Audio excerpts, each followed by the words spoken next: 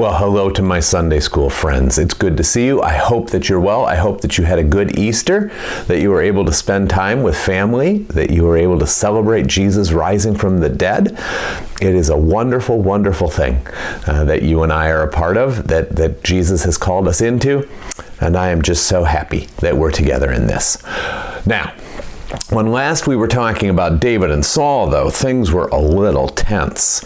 You remember that Saul has completely gone round the bend. He is just mad all the time. He thinks David is going to hurt him, betray him, kill him. So he's chasing David. We got Saul's army chasing David's army all around the place. Meanwhile, the Philistines pop up here and there and make trouble, and one or both of them have to deal with the Philistines. You remember. All right. So when we left off, Saul had very nearly caught David. They were just on other sides of a big, big hill. But then Saul got a message that the Philistines had attacked. He had to go. He had to deal with that. He had to do his king job. We talked about that. But once Saul had dealt with the Philistines, he went right back to chasing David.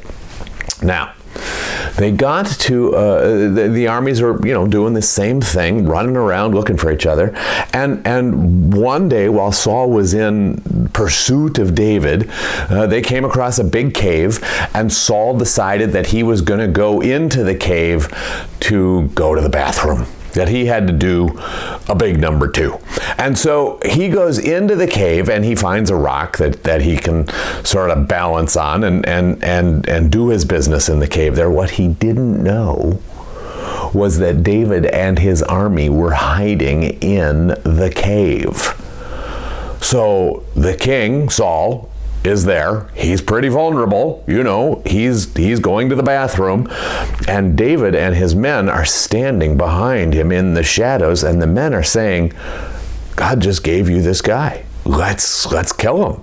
We can end all this running around. We can end all this craziness. That he's right there. He's the easiest to kill he'll ever be right now. He's got no guards. He's completely defenseless. Let's do this. And David said, no. Absolutely not. This is the Lord's anointed. God anointed him king of Israel.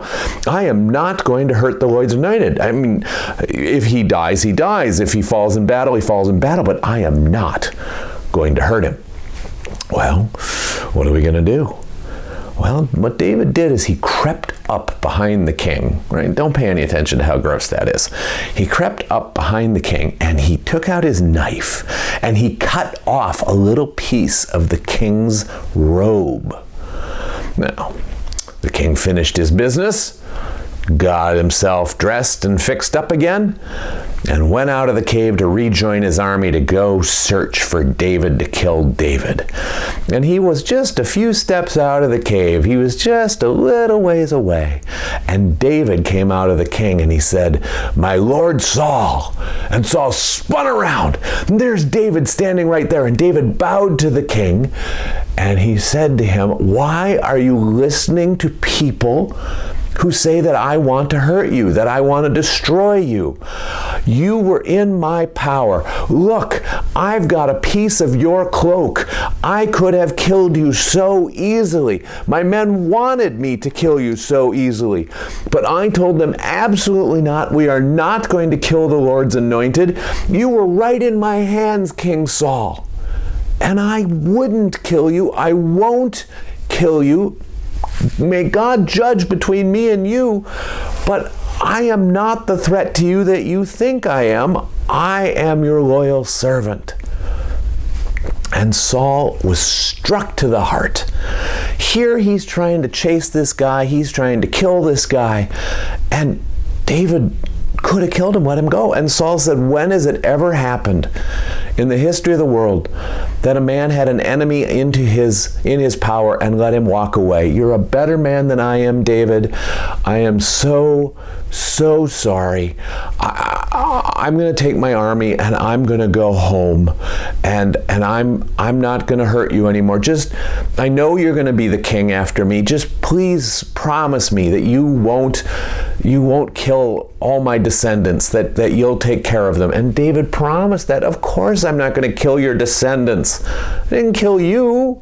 I'm not going to kill your descendants. And so they made promises to each other, and Saul went home. David didn't go back with Saul. David knows by this time that Saul is undependable. David knows that there's going to be another chapter to this sad, sad story. So David and his men, they didn't stay in the cave. They went and they found another place to hide to see what would happen. And as it turns out, that was pretty smart. But we'll get to that next week. In the meantime, you take care, be good, work hard in school, learn these lessons deep in your bones, and I'll see you soon. Bye-bye.